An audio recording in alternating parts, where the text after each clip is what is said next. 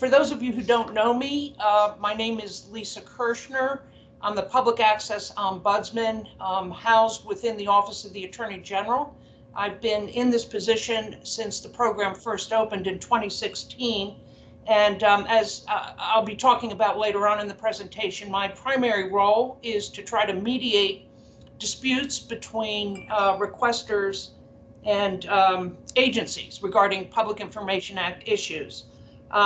I just would underscore what Spencer said. We're really gratified to have so many people express interest in this first brown bag training. We are going to do our best to cover all the questions we received. Some of them, however, really cannot be covered in the depth that they may deserve in the time we have, but may be very suitable for a follow-up training that would be devoted to that topic. You'll also have the ability to follow up with us after the presentation and pose any questions that you may feel need some urgent attention. So with that introduction, Spence, we may as well dive into the slideshow.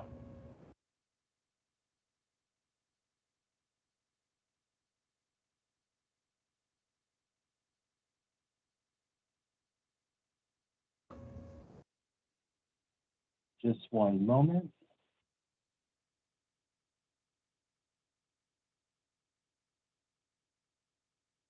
You should have it on your screen now. I see it on mine. Okay, we can go right to our Sunshine Law slide. That's who we are. The Public Information Act is one of a number of open government laws in Maryland. It's one of the most important ones. And these laws are collectively referred to as sunshine laws because their central purpose is to shine a light on state and local government. And as such, these laws are really very closely tied to our democratic forms of government and their institutions. So they have an important public purpose in that regard.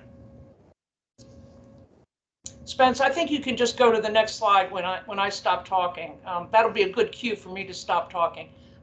This is a general overview today, and we're going to try to give you a basic outline of how the Act works in its most important terms, so that you have a framework by which you can hopefully at least begin to analyze issues and problems that may come up in your own caseload or for requesters when they are trying to field a response and decide on options. First of all, we'll cover the basic purpose and general rule of disclosure provided by the Act. We'll go over some of the key terms which are really essential to understand how the Act works and what its scope is. The exemptions refer to exceptions to the general rule of disclosure, and they comprise the majority of this 200-page statute. So we're going to go over the basic landscape that applies to these exemptions or exceptions. We'll have a brief discussion about what's new or newish in the PIA, even if it's not brand new. We're going to talk about the timeframes that are provided by the Act for responding to Public Information Act requests, fees and fee waivers, remedies and enforcement, and last but not least, we're going to go over some of the resources that are available to you online for free and that you can consult at any time as resources. The Public Information Act is a statute enacted by the Maryland General Assembly. It dates back to around 1970, so it is not new in its concept or in its basic framework. It's found in the General Provisions article of the Maryland Code, and it covers the sections indicated in hard copy form. It's about 200 and some pages, for those of you who still like to work from books.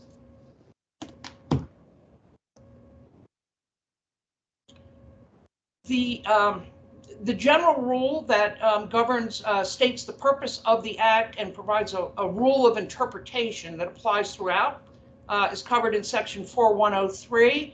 And its purpose is very simply stated. All persons are entitled to have access to information about the affairs of government and the official acts of public officials and employees. Subpart B really provides a rule of interpretation that is to be applied throughout, unless an unwarranted invasion of the privacy of a person and interest, we'll get to that terminology in a moment, would result, this title shall be construed in favor of allowing inspection of a public record with the least cost and least delay to the person or governmental unit that requests the inspection. This is the basic rule of interpretation that should be applied throughout. I'm going to go over a series of definitions that have to, and provisions that have to do with the scope of the Act, which is important, is a very important kind of foundation for understanding it. The Act only applies to public records, nothing else, public records. And therefore, the definition of a public record is key. It includes, it's a pretty broad definition, any documentary material made or received by the agency in connection with the transaction of public business in any form, any form. Can be audio, can be photographic, can be digital, can be hard copy, and there are probably some others out there. The format does not matter, but what is key to this is that it is a record that is made or received by the agency in the course of conducting its official business. And to whom or to what bodies and branches does the Act apply? Well, it applies basically to state and local governments throughout the state of Maryland that are part of both the executive and legislative branches of these respective jurisdictions. It also applies to some kind of less common governmental bodies, such as task forces, commissions, bi-county commissions, tri-county commissions. There's some special tax districts throughout the state. There's a multi-factor test for determining whether one of these kind of unique entities might qualify for treatment under the Act. And one of the key features would be the extent of government involvement in the actual creation and operation and carrying out of that body's functions. Importantly, the judiciary is not covered by this Act. The Public Information Act does not apply in any way, shape, or form to the judicial branch of government. The judiciary, just for your information, has adopted its own rules that govern its own records, and to some extent, they have adopted similar provisions or standards that are included in the PIA, but the mechanisms for resolving disputes under it are different and are not included within my work. The Public Information Act imposes duties on what it refers to as custodians of public records. There are two kinds of custodians that are referred to for different purposes. The official custodian is the person who has legal responsibility on behalf of either a jurisdiction or an agency for maintenance of the record and for its handling under the Act. Very often, this will be a top executive or a secretary of an agency. It is the top official who is responsible for the agency. An actual custodian will include anyone who has actual custody and control of the record, so long as it's authorized. So there can be multiple actual custodians within an agency, and there can be multiple custodians of the same record across different agencies. The Act does not differentiate between, let's say, an originating custodian versus other custodians. It generally imposes obligations on custodians generally. Okay, so just to kind of as a tickler to get you thinking about the scope of the Act, this poll question asks you to consider who is entitled under the Act to file a request, to file a Public Information Act request. an inmate.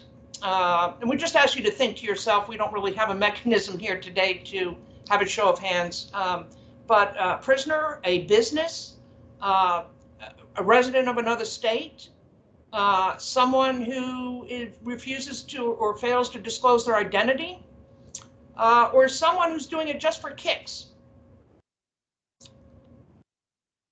And you guessed it, all of these persons are entitled to make Public Information Act requests that would trigger an obligation on the part of the responding agency to respond appropriately.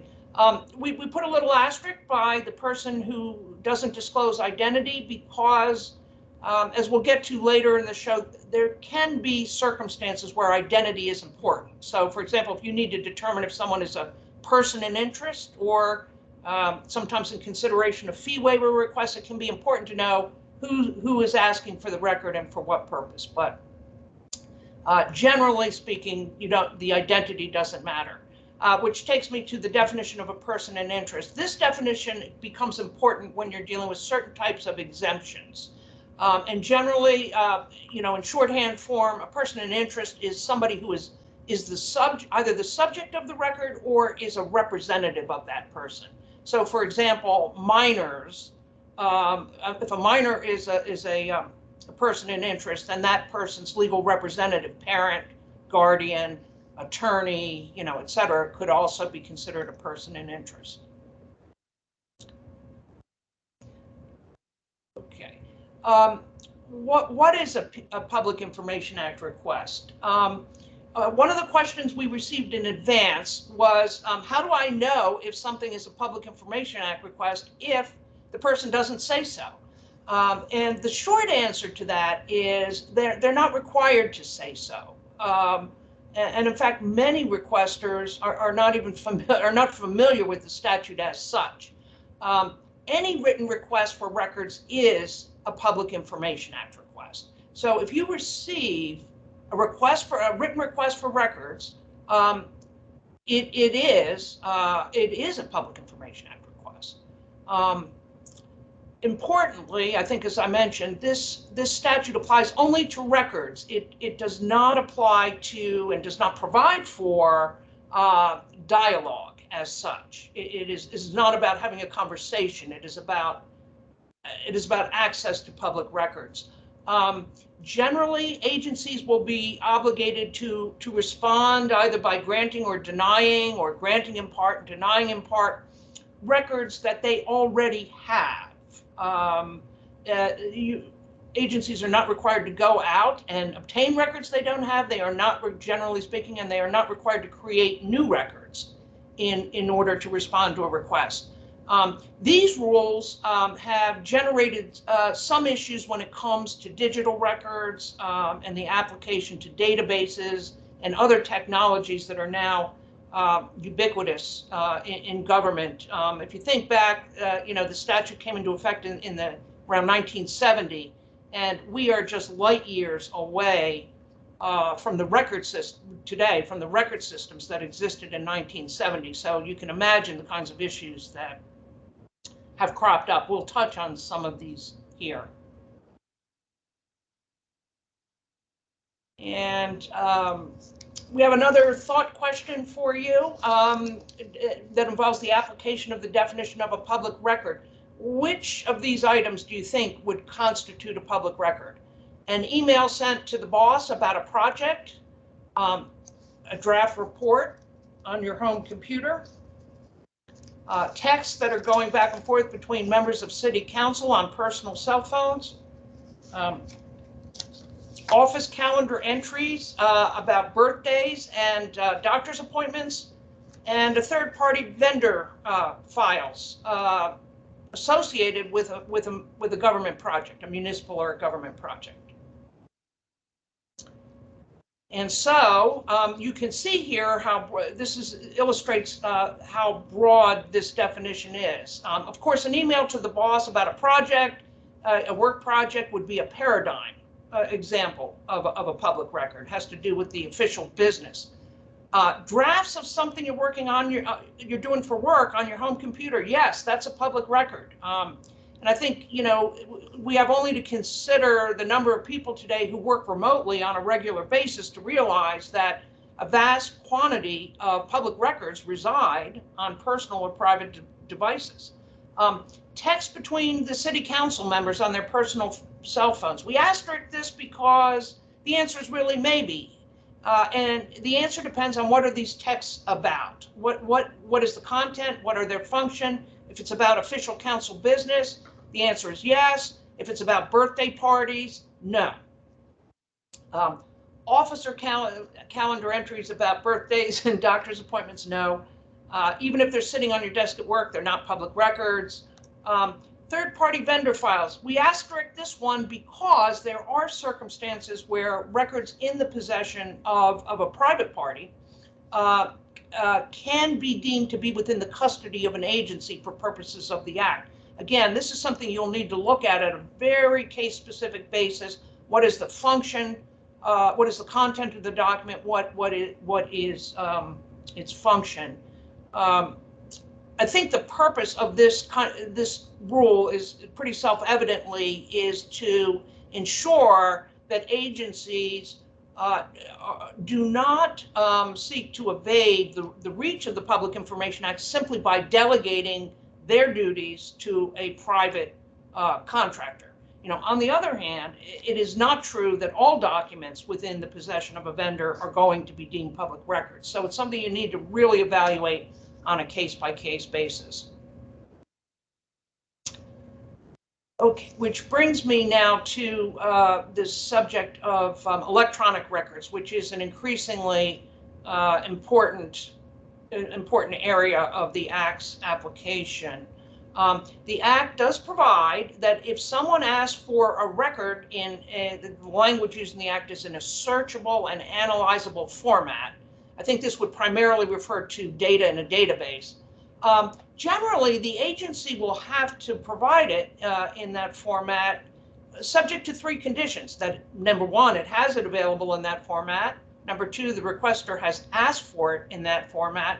And three, it's possible to provide the requested data without compromising what would otherwise be confidential or protected information. Important to note, just because somebody asks for something in a particular format doesn't mean the agency has to go out and buy a new program, new software, hire consultants to figure it out how to do it. Generally, the Act is only going to apply to records that the agency has in the ordinary course and that it is able to retrieve and produce using its ordinary functionality. There is case law that, and we'll get to that slide in a moment, that has held that if you're asked to extract certain data from a public record, that is not deemed to be the creation of a new public record that would take the request outside of the Act. So we have a good illustration coming up in a case involving the Comptroller's Office. Comptroller versus Emanuel, I think, is the leading case in Maryland that stands for the rule I just mentioned. A request was made to the Comptroller's Office for the top 5,000 account holders. I think this had to do with abandoned property, if I'm not mistaken. And it was part of a much larger database of such property that was in the Comptroller's custody. And the issue came up, if I'm being asked to pull the list of the top 5,000, isn't that creating a new record? And the court said, no, it's not. If you have the existing functionality through your ordinary means, through your normal course of business to pull out that data. So that's a general rule of thumb. If it's something you can do using ordinary operations and you can do it without compromising protected information, then the Act, as it's been interpreted, will call upon the custodian to do just that. Okay, and this is a question, kind of another guiding principle to keep in mind. custodians are not guarantors of uncovering every whipstitch of paper or data that may be responsive, but they are expected and obligated under the Act to conduct a diligent search. And the test is really one of reasonableness. You should look for responsive records wherever you would expect to find them. That would include wherever they're normally kept. Again, it's not as though you have to go to extraordinary means to search every corner of your warehouse, for example. If it's a complicated, if the search is complicated or involves a vast number of documents or potential sources or divisions that you have to query, you probably want to keep track of how you are going about the search. It can be important if and when the issue of fees comes up. It can also be important if the question comes up whether a reasonably diligent search was made.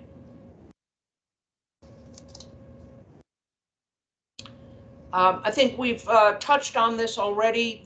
The basic structure of the Act, which we're going to come back to over and over again, is that the Act provides a general rule of disclosure, which is summarized by stating, except as otherwise provided by law, a custodian shall permit a person or governmental unit to inspect any public records at any reasonable time. There are exceptions. This except as otherwise provided by law, that phrase covers a huge amount of territory. And we're going to spend some time talking about that landscape today. But unless a document falls into one of those exceptions, generally speaking, it's going to be disclosable. This is also a good time to just point out that the Act speaks both in terms of a right of inspection of documents as well as a right to obtain copies of documents. Under the Act, these are two distinct rights, and they are separately or individually enforceable under the Act. Nowadays, I think most people are relying on email transmissions, or that happens more often than not. And so that would certainly count as providing access to copies. But if somebody wants to come in and inspect an original, the Act provides for that, assuming the document is disclosable. Generally speaking, the purpose of the request doesn't matter. And if a part of this is another rule we'll come back to, particularly when we're talking about discretionary exemptions. If a part of a document is protected, but not all of it, the Act directs the custodian to produce what can be produced, redact the rest. And I think this would be the time for Sarah to jump in and lead us on sections. I'm going to apologize in advance for my voice. I have a third grader and a kindergartner at home, and so we've been on a merry-go-round of various viruses since like the end of September. So, but I should be able to carry through. So I'm going to cover the exemptions, which, as Lisa mentioned earlier, this is really sort of the meat of the Public Information Act. There are 5 categories laid out in the PIA, and I think those are on the next slide. Yes, so part 1 covers mandatory, meaning that the custodian has to withhold, cannot disclose records based on other law outside of the PIA. Part 2 covers mandatory exemptions for specific records, different categories of records.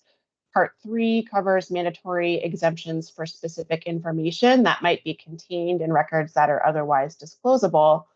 Part 4 covers exemptions that are discretionary, which doesn't necessarily mean the custodian can sort of decide willy-nilly whether or not he or she wants to release them, but there are exemptions that dictate that the records must be released unless the custodian in his or her discretion determines that releasing the records would be against the public interest. And then part 5 is a sort of a special exemption that applies when no other exemptions in the PIA cover the information, but the custodian nevertheless has concerns about releasing the information. So I think we'll start with the exemptions in Part 1. This is Section 4301 of the PIA, and it covers records where disclosure would be prohibited by common law privileges, state statutes, federal statutes and regulations, and court rules and orders. I think sort of examples listed of common law privileges include the attorney-client privilege, executive privilege, legislative privilege, and grand jury privilege. I think, in our work in the public access unit, I think probably the attorney-client privilege is what comes up the most. And the PIA just sort of imports those concepts and those and the applications from sort of the litigation and discovery context into the PIA, so that records that are subject to the attorney-client privilege may be protected. It is important to note that just like in the litigation context, the attorney-client privilege can be waived. So if you represent a client who decides that they don't really have concerns about the information or records being released, they can be released. They can also, at times there could be a waiver even sort of not intentionally, but nevertheless waiving the privilege, meaning that the records would be disclosable. And I think the next, so then state statutes is another fairly common application of 4-301. There are a couple examples here. So police juvenile records is a fairly common one. Those are confidential under a section of the Courts and Judicial Proceedings article, and it applies to records that concern juveniles who are subject to the jurisdiction of the juvenile court. And there is actually an opinion of the Attorney General that examined that statute as it would apply to the PIA, and concluded that there is some information that may be contained in records, in public records about juveniles that could be disclosable, that wouldn't be exempt under the Courts and Judicial Proceedings article. So for instance, in the opinion, it talked about, where a juvenile might be listed as a victim or a witness in a motor vehicle accident report, right? So that juvenile wouldn't have, it wouldn't be a situation where that juvenile could be subject to the jurisdiction of the juvenile court. And I think just, with this statute and all other statutes that impose confidentiality obligations, it's important to look closely at that underlying statute because they often do contain exceptions themselves. Another example of a statute outside the PIA that would preclude disclosure under the PIA, certain sections of the tax general and property tax articles that protect tax information. And I would also just mention too, the PIA manual does contain sort of even more examples of state statutes. Part 2 covers mandatory exemptions for records that in and of themselves are exempt from disclosure. So I think probably the most common one that tends to come up, and I think certainly has the most case law examining in it, is the personnel records exemption. But this also would apply to traffic citations and charging documents when they're requested by attorneys, arrest warrants and criminal charging documents before a defendant is served with them, MVA records, red light camera records, surveillance images, certain firearm and handgun records, captured license plate data, security information systems, and distribution lists. And I think that, at the core of these exemptions is really aimed at protecting either the information of sort of private citizens that the government may have, and then also, as you could probably see there too, there's sort of an interest in public security as well. And so looking again at personnel records in a little bit more depth, because again, I think this is one that comes up fairly frequently. So these are records that directly pertain to the employment and an employee's ability to perform a job. So there is case law out there that kind of, examines the scope of what constitutes a personnel record, an application, a performance rating, school grades, if someone submits a transcript while in the course of applying for a job or a promotion, perhaps, that would be protected under personnel records. Hiring, discipline, promotion, dismissal, records that relate to all of these things would be encompassed personnel exemption and would not be disclosable. They have to be withheld. A recent change, which we'll talk about a little later on, police internal affairs or internal investigation files used to be wholly, under Maryland case law, used to be wholly included in the personnel exemption. Now they are contained largely in a discretionary exemption, except for a record of a technical infraction. So if you have an internal affairs or a police misconduct related file and the infraction, the subject infraction is a technical infraction and the PIA does define what that is still considered a personnel record, which would be withheld. The record has to relate to an individual. So like there's case law that sort of talks about if it's, if you can anonymize it and aggregate it so that it can't be traced back to a particular person, that information could be released, even though it might be, come from a personnel record. And these records can be disclosed to a person in interest and to their supervisor.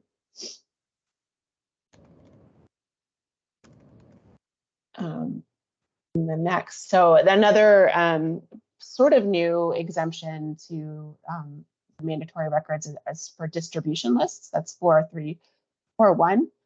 It's a pretty narrow exemption, and I think it was adopted in part sort of to encourage people to take advantage of certain distribution lists as a means for the government to communicate with constituents and keep them informed of important things without, the fear that your information might be accessed by someone who wants to use it to market to you or for commercial purposes. So this exemption requires a custodian to deny inspection of a distribution list that identifies the address, email, or telephone number if the list is used for the sole purpose of periodically sending news about official activities of the governmental entity or elected official, or sending informational notices or emergency alerts.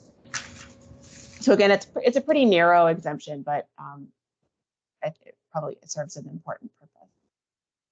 And part 3 of the PIA contains the mandatory exemptions for information that has to be withheld. So this may be information that is contained in a record that is otherwise disclosable, but should be redacted. So a good example that you see pretty frequently is 4-329, medical or psychological information. So that information might be contained in like a police report or something of that nature, a public record that is generally disclosable, but, with the redaction of that information. Sociological information, this is also a somewhat new exemption. That can be withheld, but only if the official custodian has adopted rules or regulations that define what sociological information is. So there are some examples in the Code of Maryland Regulations of what sociological information is. The Attorney General's regulations that govern PIA requests were recently revised and now include a regulation defining sociological information. So that may be a place where you can look for an example. The home address and telephone number of public employees, trade secrets, confidential commercial and financial information is another pretty common example of information that needs to be redacted. Personal financial information of an individual, 4-336, and then alarm and security system information. And again, this is not an exhaustive list of everything that's in the PIA, but it is it's a list of the exemptions that sort of come up more commonly. And I think there's a slide coming up about 4335. Yes. So this is the confidential commercial information example. This exemption. This is another one that we see fairly frequently, and is sort of bad. The definition of what constitutes confidential commercial information has sort of shifted a little bit, at least at the Supreme Court level. There is a case in Maryland, I believe it's Amster versus Baker, that addresses this exemption, but it protects trade secrets, business information that a company ordinarily would not public. So if it's information that a company would keep confidential and it is provided to the government in the course of making a bid or entering into some sort of lease agreement or something like that, then the custodian would have to redact that information. A custodian can certainly consider a company's view, and it's advisable to get that company's view if it's not clear from the record. But ultimately, it is the custodian's call as to whether to redact. And I think this is where Lisa will take over. This is an area we're going to jump into an area that is forever causing problems. But before I turn to discretionary exemptions, Sarah, I just thought I would mention, because we got some questions in advance, one that pertained to juvenile records, which are always tricky. We had a question about personal information, what personal information can or can't be released. And then we just recently on the chat had one about RFPs. I would just say that each of these topics, to some extent, have complexities that we're probably not going to be able to do justice to today. They could be the subject of a future training in which we try to workshop them, for example, through examples. But in general, since Sarah was talking about juvenile records, I'll just mention there are myriad statutes and rules in Maryland that pertain to the handling of records pertaining to minors. I mean, if you just think about it, we have kids in school, we have youth with medical records or health issues, we have minors who are interacting with the law enforcement system, children who come in, as Sarah mentioned, into the jurisdiction of the juvenile court, quite often through the abuse and neglect statutes, and or statutes that relate to offenses when they're committed by juveniles.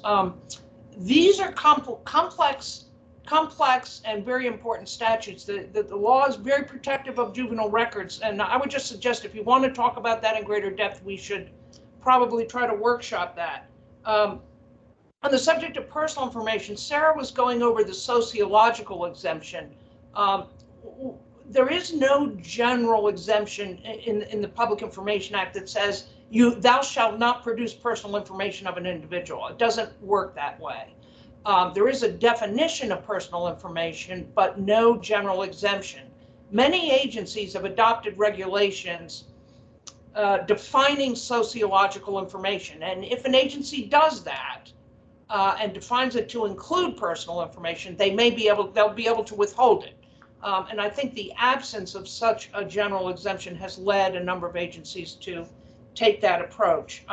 Procurement we had a question about RFP issues. I think procurement is a setting kind of unto itself. We'd be happy to, again, we can think about doing some kind of workshop around that if there's sufficient interest.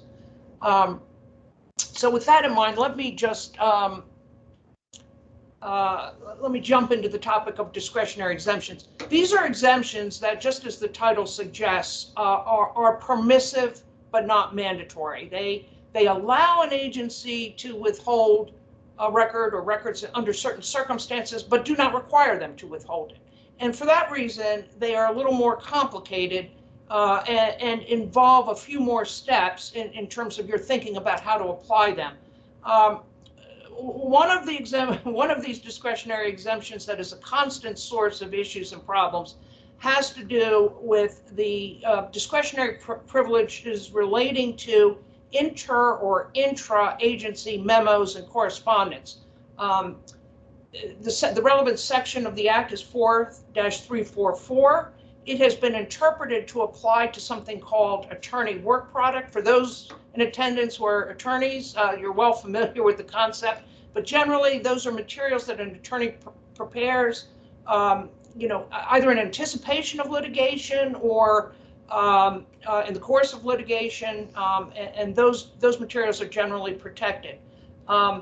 The somewhat lesser known is the deliberative process privilege, which has to do with the vetting of decisions, and it is a privilege that is intended to protect the quality of decision making in order to the theory being to encourage the candid vetting of options and decision making. We'll talk a little bit more about that in a little greater detail. the investigative exemption is codified in section 4351. We'll go, that comes up quite often for law enforcement agencies, and we'll go over that in a little more detail. 911 communications are also subject to this type of discretionary exemption. They come with the added requirement that victims or putative victims need to be alerted to the request, and their views taken into account in the course of deciding how to handle them.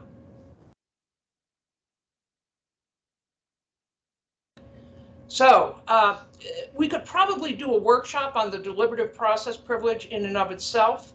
And I have my own thoughts about why it is so troublesome. And just briefly, I think the reason it's so troublesome is because the purpose of the act is to shine light on decision making, right? It is to allow the public access to what their government officials are up to, what they've decided to do and why they've decided to do it. At the same time, the act wants to protect a space for government actors to candidly consider what action they're going to take. You know, and so the act is both trying to shine a light, but it's also trying to protect that decision-making space, and that's a difficult balance to strike. It is also one that, in my experience, is very counterintuitive to members of the public generally.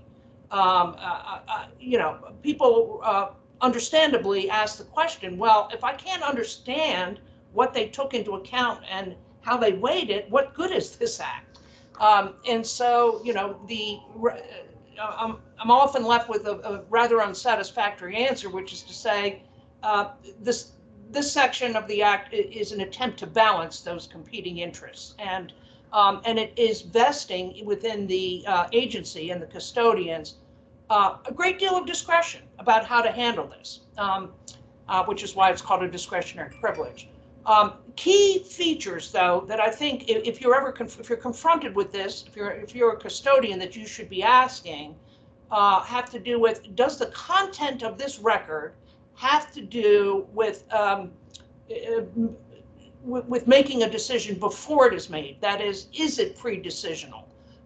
If so, you should be able to identify what decision is the subject of this record. What is it that's being debated or vetted?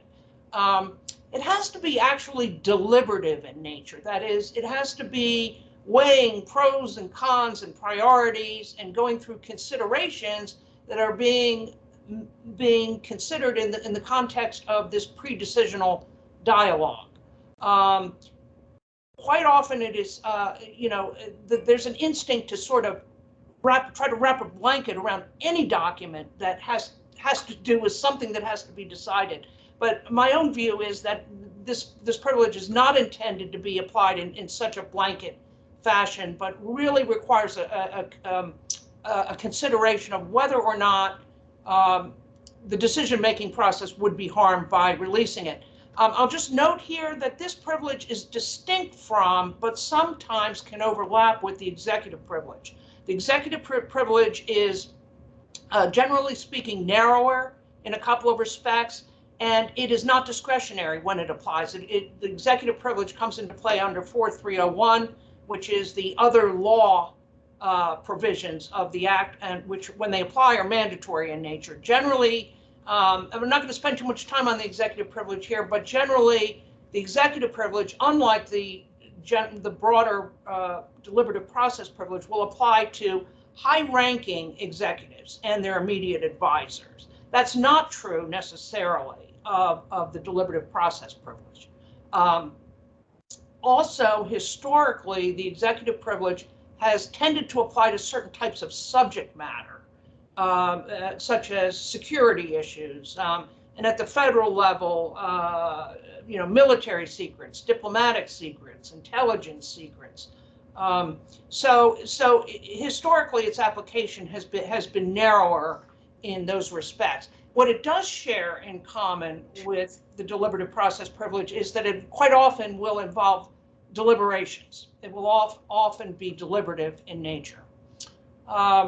Deliberative process can be invoked by both high-ranking and mid-level and lower-level, frontline workers, or documents that they have offered. Generally speaking, it covers opinions and advice and vetting, not purely factual recitations, which is a good opportunity to mention that whenever you're considering a discretionary privilege, you also will need to ask the question whether any portion of this document can be released. Even if some of it has to be protected, can other parts be released? And when we get to the section on what should be in a custodian's response to a request, one of the things that should be in there, if you are denying access under discretionary exemption, are the reasons why you cannot redact the document, if that is in fact what you decide. Investigative records are another very common discretionary exemption that comes up, particularly for law enforcement agencies. This exemption comes in two sections, two parts.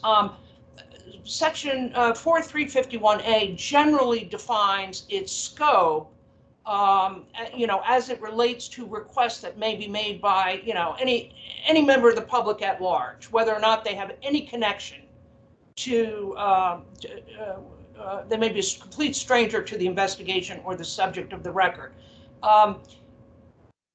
Subsection A specifies certain agencies that are deemed to be law enforcement agencies. These include the Attorney General's office, state's attorney's offices, municipal and county attorney's offices, police departments, sheriff's departments, and others.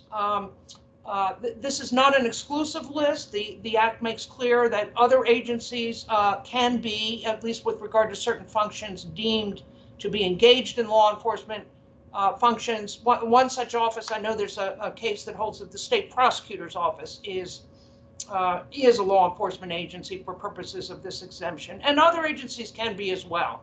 I would think offices of the Inspector General can be, and any number of other agencies perform similar law enforcement functions. They apply to investigatory files and records. These are the records that are compiled for law enforcement, judicial, correctional, or prosecution purposes. They are records containing intelligence or security information for any of these named law enforcement agencies, as well as records of, pursuant to a very relatively recent amendment to the Act. They also cover investigation of alleged police misconduct that may exist in the form of, for example, internal affairs investigative files. One of the key facts that will be relevant to how you come out on the question of disclosure of these records may have to do with whether this is an ongoing and open investigation or whether this is a closed investigation. That's something that should be considered in exercising discretion. And it's important to note that just because you are a law enforcement agency does not mean that every record that you have is going to be subject to this exemption. But if you are, there is a certain presumption that if you are one of these enumerated agencies and you have investigative files in your possession, that these will be deemed investigative files for law enforcement purposes subject to this discretionary exemption. So that was Part A, governing the purpose and scope generally of this investigative records exemption. Subpart B provides a special rule for a person in interest. If a person in interest requests an investigative file, that is, a file pertaining to them, you can only deny that person inspection if one of these 7 factors obtain. And this is why, as I mentioned, persons in interest can have a broader right of access than the world at large. And some of these circumstances are pretty self-evident why they would be important to consider, such as interference with an active and proper law enforcement proceeding, protection of the right to a fair trial, protecting against unwarranted invasions of privacy, disclosure of a confidential source, disclosure of an investigative technique, prejudicing an ongoing investigation, or endangering the life or physical safety of an individual. I think it's self-evident if any of these circumstances apply, you can deny access and may well want to deny access to even to a person in interest.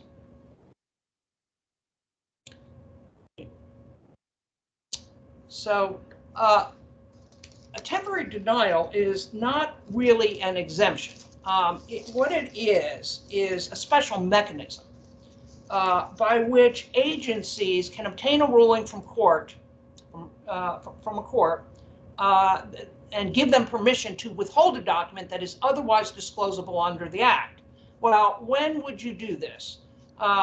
Generally speaking, rarely. But you would do it if you had some real substantial concern about disclosure of the record, and you look at the Act and you say, the Act requires me to disclose it, but I am really concerned, for A, B, and C reasons, that it would endanger life and safety, or it'd be a hazard to the public, or some other really substantial concern, and I don't see an exemption in this Act that would let me withhold it. Well, what you can do is temporarily deny it under this section, but you then have to be prepared to go to court within 10 working days of issuing that temporary denial, and ask the court to authorize continued denial of inspection.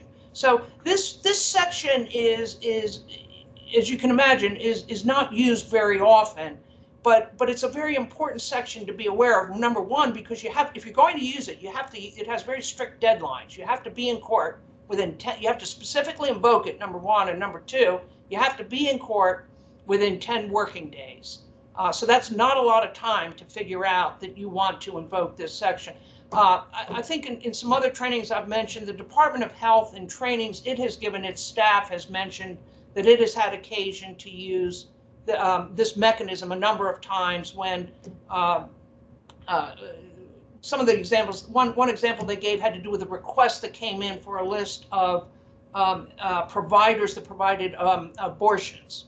At the time, there were quite a bit of violence across the country and threats of violence against such providers, and the health department had grave concerns about releasing it. There was nothing in the Act that allowed them to withhold it, so they went to court and they got an order that allowed them to withhold it. Another instance they mentioned in which they've used it had to do with withholding the business addresses of nurses who were employed on a contractual basis by the correction system, and were working in prison facilities and using their home addresses as their business addresses. So there's no exemption under the Act for withholding a business address, but yet the agency had grave concerns about generally putting out people's home addresses. The requester in that case was an inmate, and they went to court and got an order that authorized them in those limited circumstances to withhold addresses. So you can see that this section only gets used when there are real serious concerns, and there's nothing in the law that otherwise addresses it. I mean, this will require any custodian to be working with counsel. It's not something that a non-lawyer is probably going to be able to assess, and make a decision on alone.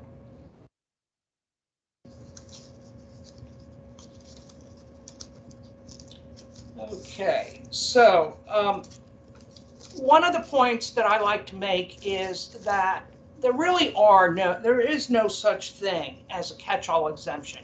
There's nothing in the Act that says, for example, if I decide it's against the public interest, I can withhold it. There is no such exemption. Or I think this would be an unwarranted invasion of someone's privacy. Standing alone, that's not an exemption. If a specific exemption applies, particularly a discretionary one, and you believe it constitutes an unwarranted invasion, then and only then can you withhold it. And as I just mentioned, the temporary denial mechanism is a mechanism. You can think of it as a catch-all because it is a kind of fail-safe, but it's not really an exemption. It provides for a specific right to go to court in certain circumstances and obtain a ruling from a judge that you can withhold something that the act otherwise doesn't allow you to withhold.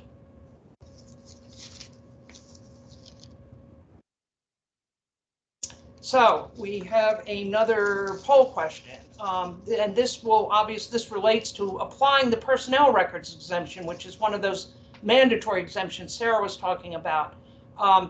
What information do you think you would have to provide about a government employee? Information about the person's salary, benefits selection, start date of their employment, an actual employment contract for someone who has such a contract, home address, references, complaint about performance. And you can see this is a real mixed bag. The personnel exemptions, while it seems straightforward, is not always quite so straightforward in the way it applies. The answer is yes, you do have to provide salary information. And the reason you have to provide salary information is the Act expressly says you have to apply it. You have to provide it. So it is, in some sense, a carve out from the exemption. Benefit selection, no, that is off limits. Start date of employment, yes, you do have to provide that. Employment contract, yes, you do have to provide that. However, note, there could be information in an employment contract that you would be entitled to withhold, and that could include, for example, taking us to the next one, the person's home address, or there could be other personal information in there. References, interestingly, everything involved in the application process for a job, generally speaking, is covered by the personnel records exemption. That includes references, and they are off limits. Complaints about performance, generally speaking, off limits.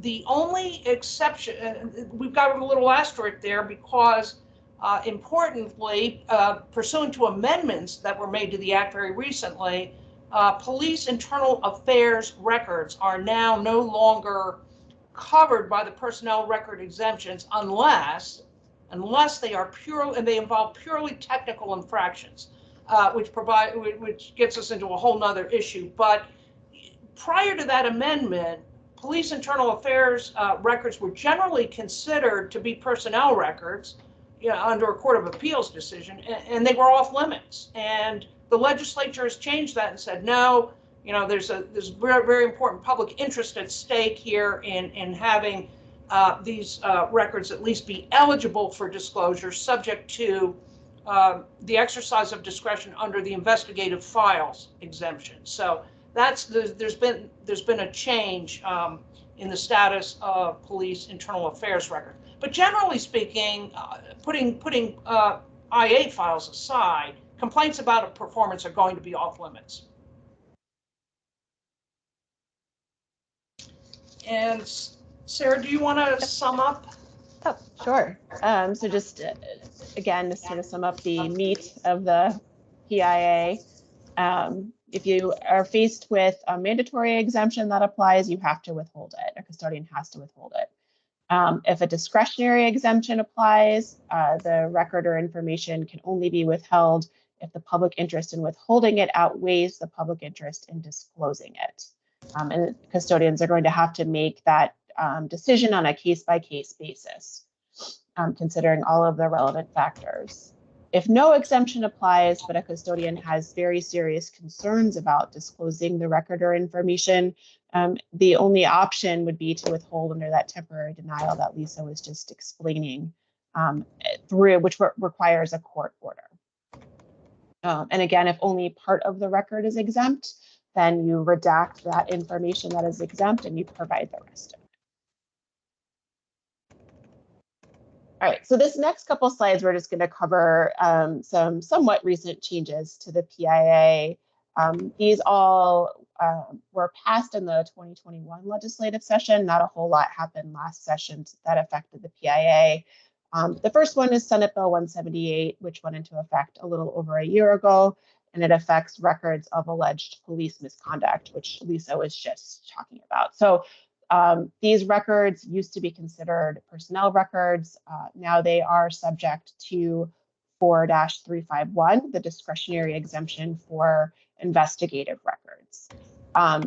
Note that the provision, which I think it's 4351A 4, is the one that contains specifically for police misconduct records.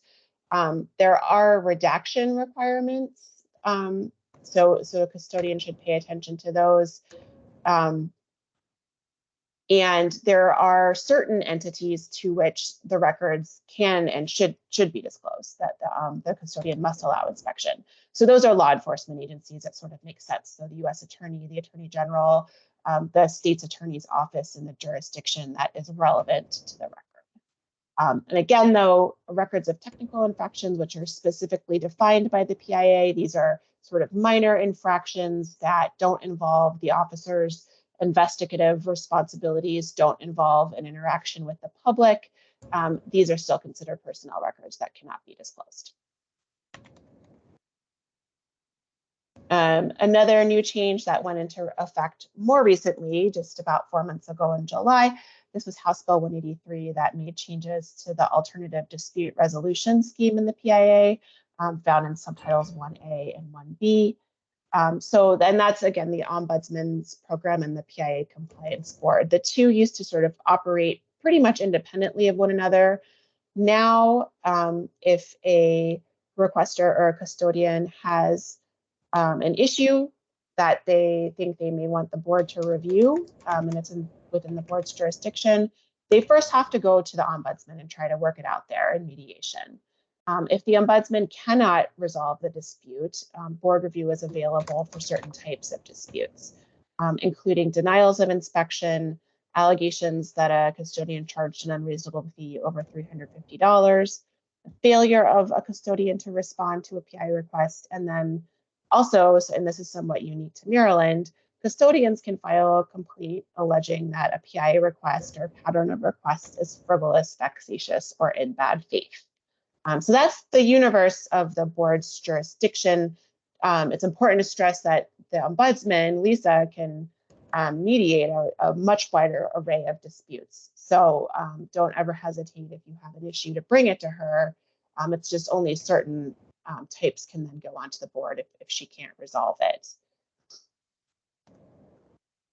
The Compliance Board did adopt regulations. The statute required them to do so to sort of carry out their new duties under the law, and those are found in COMAR. It's Title 14, Subtitle 02. And they're largely procedural in nature and pretty much track what the statute provides.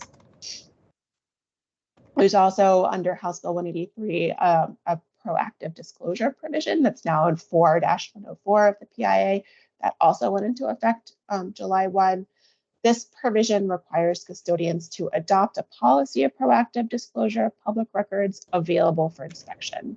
The statute allows the policy to vary to take into account the staffing and budgetary resources of an agency, and also just provides sort of examples of what a policy could include, right? So publication of records on a website or publication of prior responses to PI requests as well.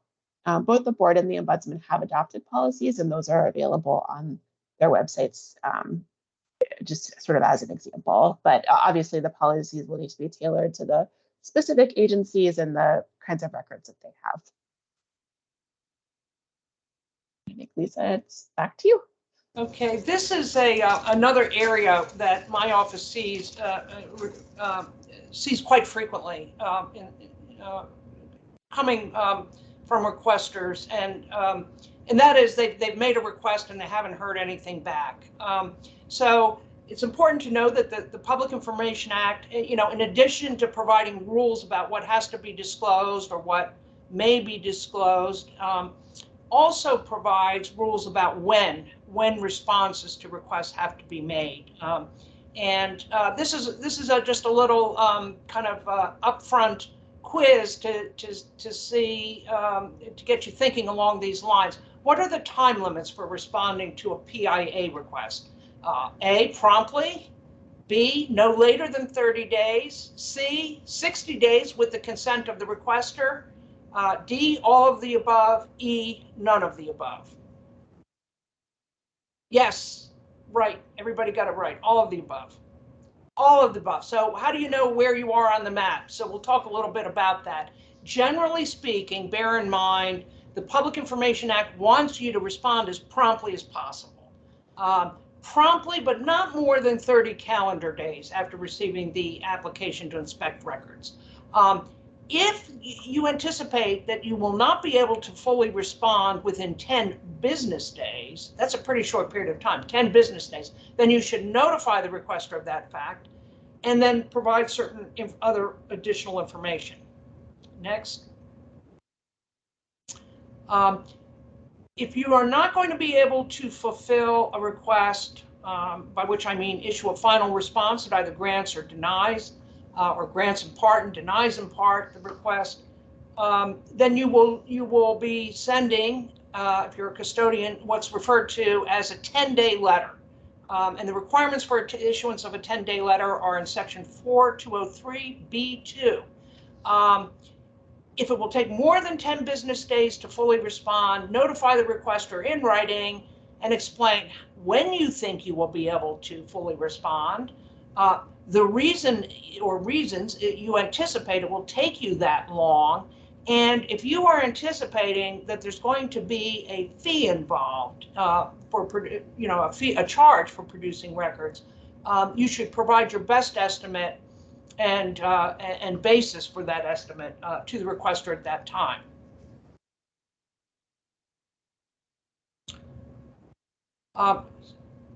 This relates to actually one of the questions we got in advance. What do you do? What do you do if you're not, if somebody asks for a record and you don't have it?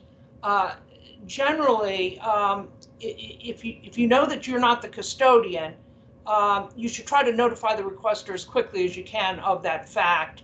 The general rule is within 10 business days, if you're able to do that.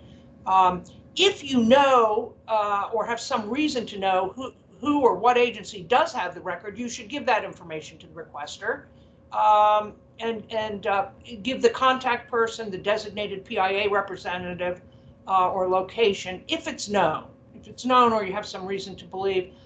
In some instances, I'm aware where agencies will, as a courtesy, refer the request itself, that is, transmit the request to the sister agency so that they're aware of it. That's not actually required, but what you should be doing is letting the requester know, we are not the custodian of the record, but you might try the following agencies. But just please note, when you give this kind of a response to a request, you are not denying the request. You're saying that we don't have it. We are not the custodian of this record. The other point I guess I would make about this is that you need not be the originating source custodian in order to be obligated to produce the record. If you have the record, if you actually have the record, then you are a custodian of it, and you will be required to issue a substantive response for that record. So it's not appropriate to say you have to go to agency X because they created the record. If you have it, then you have to respond as to whether you can produce it or not. But if you don't have it, all you have to do is to notify the requester of that fact and let them know who does have it if you have that information.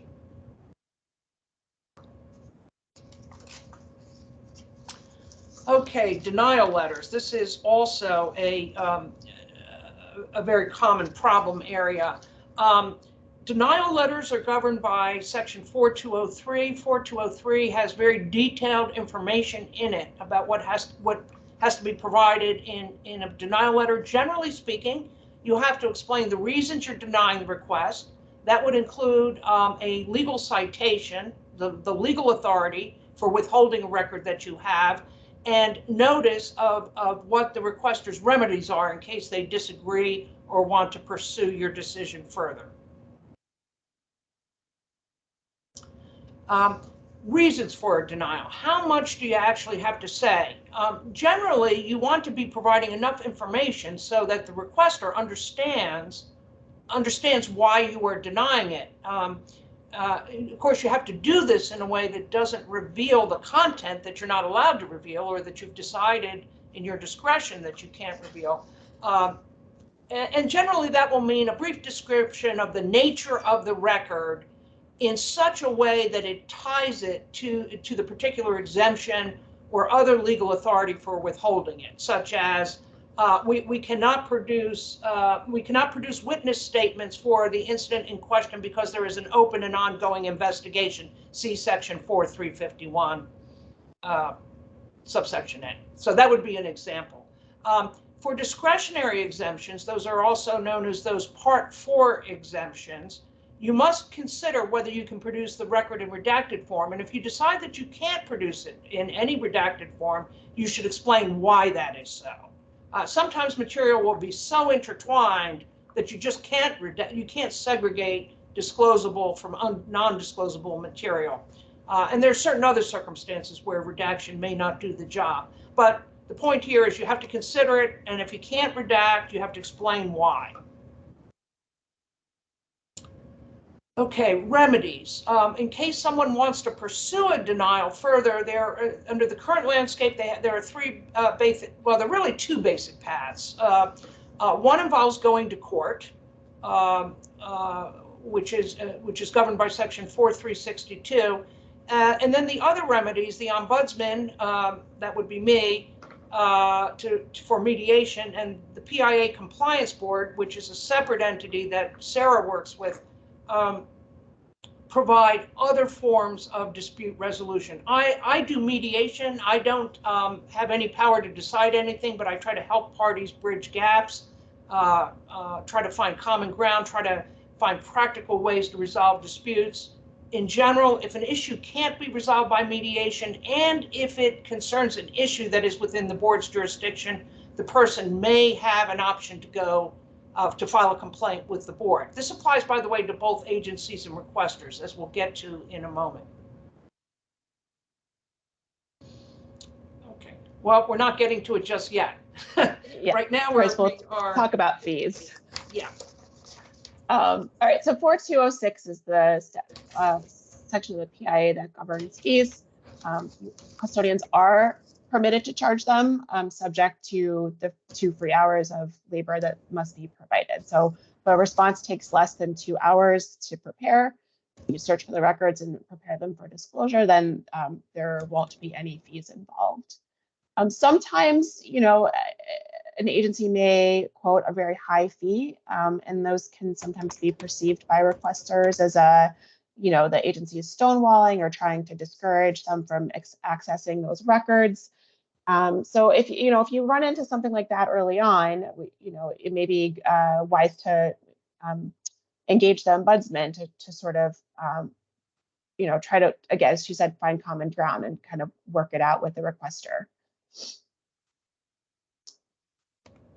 So what can an agency charge for? So the statute says a custodian can charge a reasonable fee, and that is specifically defined in 4-206 as a fee that bears a reasonable relationship to the recovery of actual costs incurred by the agency. And those costs include the hourly rate without benefits of the specific employees involved in searching for and preparing the response. And again, the first 2 hours are free. An agency can also charge for copies as well.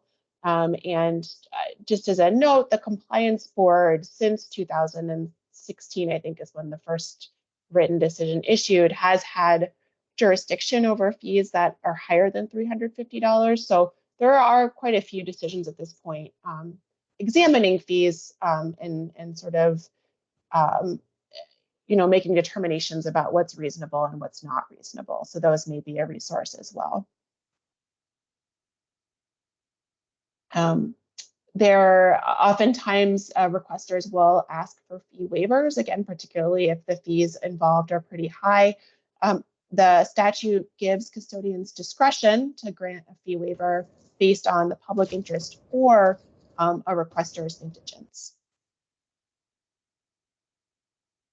And so the public interest waiver, the custodian can waive all or part of a fee. It's important to emphasize that, sometimes it may not be feasible for an agency to waive the fee entirely, but it might be that the custodian determines that they can reduce the fee based on the public interest. And so what factors to consider?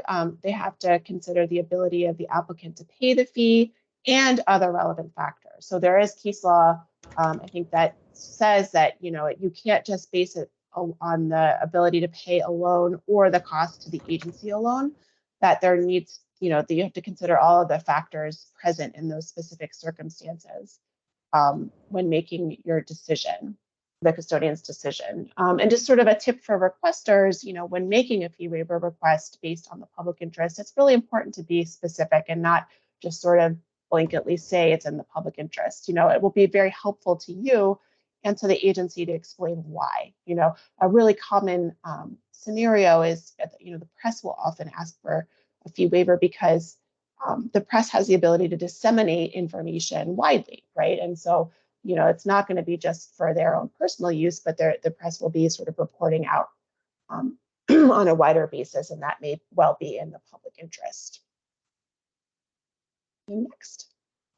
So the indigence waiver can be granted only to individuals, so not to organizations. The requester has to be an individual. The requester must be indigent, and that comes from a specific, it's in the statute as defined by the Federal Register. So it's not necessarily the most user-friendly definition, but it was, as of 2014, it was defined as 50% of the median family income for a family of 4 in Maryland was about $52,500. And the requester should submit an affidavit of indigence to the custodian along with his or her request for the waiver. So issues that come up fairly frequently that the board has certainly seen: aggregation of requests. So this is a scenario where there's some suggestion that a requester is submitting, 10 requests for the same type of record, very close in time, and then there's, it seems that they may be doing this to take advantage of the 2 free hours that the custodian has to grant for each request. So there are circumstances where, it is appropriate for a custodian to aggregate, multiple requests that come in for the same type of record, very close in time, and that, that for purposes of assessing fees, only attributing just the overall 2 hours to all of those requests. And again, there are some board opinions on that issue. Prepayment of fees is another big one too. The PIA, the statute itself doesn't really speak to that, but there is, case law from the Court of Appeals that sort of gives its blessing to that. This is done when, often when it's going to be very expensive for an agency gets a request that entails a lot of work. There's a lot of records, there may be a lot of redaction involved, and the fee is going to therefore be quite high. And so an agency may say, for us to continue working on your request, we need some sort of assurance that we're going to be able to recoup our costs, and here is what they are. We're asking you to prepay them. So again, the courts have said that an agency can do that. The more specific you can be about why the fee is so high and what, how it's broken down, often sort of the better outcome that you'll get. So, a requester may then be able to narrow their request, for instance, thus reducing the burden on the agency and also the fee that the requester has to pay. And then there's a question of whether media outlets are entitled to a fee waiver. They're not. It's, the statute's pretty clear that the fee waiver is discretionary on the custodian's part. And who qualifies as media? Again, this is also, there's sort of case law on this. Any printed, photographic, mechanical, or electronic means of disseminating news and information to the public. That's a pretty broad definition. The Court of Special Appeals has held that a local news blogger qualifies as media. And, you know, there's a lot out there today that could qualify that, you know, maybe when the PIA was first enacted, may not have been envisioned. And so I guess just sort of as a recap for, you know, the issues that can occur, again, if if you as an agency or a custodian are confronted with a really broad request, or you as a requester are quoted a really high fee, this is a pretty good sort of way to approach it, right? Again, talk to the requester and explain why the fees are so high, explain what work is entailed, and then help that requester be more specific. Custodians have a lot more information about the records they have and how they're stored than most requesters do. So communicating that information can help that person narrow their request potentially. Also suggesting alternative approaches to getting the information.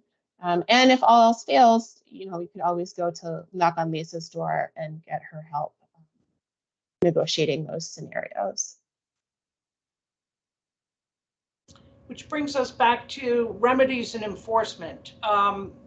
You know, as mentioned previously, my role is to try to resolve disputes on a voluntary basis. So I really have nothing to do with enforcement. I try to solve problems before anybody thinks it's necessary to go that route. One of the questions that came in advance of this session was to say something about my process. My process is very informal. I try to tailor it to the needs of each particular matter, the capabilities of the participants. For the most part, I would say, and generally speaking, I work by email and phone. I follow the general ethical standards and procedures involved that are spelled out in other parts of the code pertaining to mediators. So, for example, I will generally try to have one-on-one conversations with each party, sharing only that information which a party may allow. I do that to explore possibilities for resolution where there may be common ground, sometimes alternate sources of the same information, and the like. So that's what I do. Sometimes we have remote meetings, you know, using our friendly Zoom and Teams platforms. And prior to the pandemic, we did on occasion have in-person meetings. Sometimes we engage in that. We have some other tools that we can bring into play that are less common. We can, for example, at the request of parties, we can issue written guidances and things of that sort. So the real hallmark of what I do is not that I can decide anything, because I can't.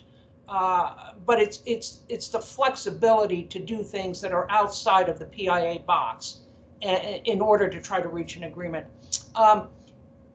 If a dispute cannot be resolved through mediation, if that should turn out to be the case, there may be resort to the Public Information Act Compliance Board, which Sarah has already mentioned. The Compliance Board now has an expanded jurisdiction, but it is not unlimited. And the subject matters that it covers generally: denials of access, fees higher than $350, which it has always had jurisdiction to review, the failure of a custodian to respond to a request, and requests by agency that what are referred to as frivolous, vexatious, or bad faith requests be addressed by the board. And the board has a variety of tools to provide relief if it finds that those circumstances apply. The judicial remedy, it remains available to parties unchanged. If you had a right to go to court before the changes that just went into effect regarding the board and the ombudsman, you still have that right. You know, going to court generally is much more expensive, and it also, in certain circumstances, may involve imposition of fees and costs to on the party who is unsuccessful. Fees in very rare circumstances, costs are more routine. As mentioned, I mediate PIA disputes. For something that comes up particularly when I'm working with requesters is very often there's some problem or issue that has arisen in a person's interaction with an agency. There's some underlying problem. and they are using the PIA to try to address that problem. I have no ability to mediate the underlying dispute. That is just outside my lane. When that happens, if I know of resources I can refer someone to, I will do that. But generally speaking, I'm only empowered to work on public records issues under the Public Information Act. Within those confines, I can pretty much take up any kind of problem or issue that comes up, and anybody who's involved in the process can seek help from my office, whether you are a requester or a custodian. For more information about my office, please visit my website. At the end of this, we'll give you the address for the website. You will see it contains some general information about what we do and some quick links. For example, if you want to request mediation, if you want to make a PIA request to my office, if you want to see a list of documents that we can make immediately available to you, we have a list of those documents on our website. We also have our proactive disclosure policy posted, which is one of the requirements that under the changes made that went into effect in 2022. We have links to materials that are published by the Office of the Attorney General, including, most importantly, the PIA manual, and we have a link to the PIA Compliance Board and their information as well. So, as we've mentioned a number of times, the PIA Compliance Board is really Sarah's bailiwick, and she's most intimately familiar with it, so I'll turn it over to Sarah again. Sure, and this is really just, I guess, a recap again, but you know, as of July 1, no one can go straight to the board. A requester or custodian has to go through public access ombudsman first, and that process can take up to 90 days, and in some instances it can go longer if all the parties agree to an extension to try to resolve their dispute there. If the dispute just can't be resolved in mediation, and there are instances where, you know, an agency is very firm in its application of an exemption and the requester is just not willing to accept it, as one example, you know, after mediation is unsuccessful, and a final determination has issued stating such, basically that the dispute's not resolved, the dissatisfied party can file a complaint with the board within 30 days of receiving that final determination.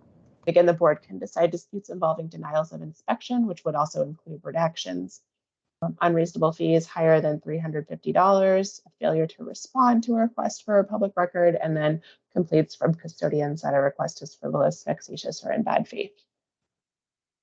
And I would just note real briefly that the board actually has already issued 3 decisions under the new law, and those are available on the board's website through the Office of the Attorney General.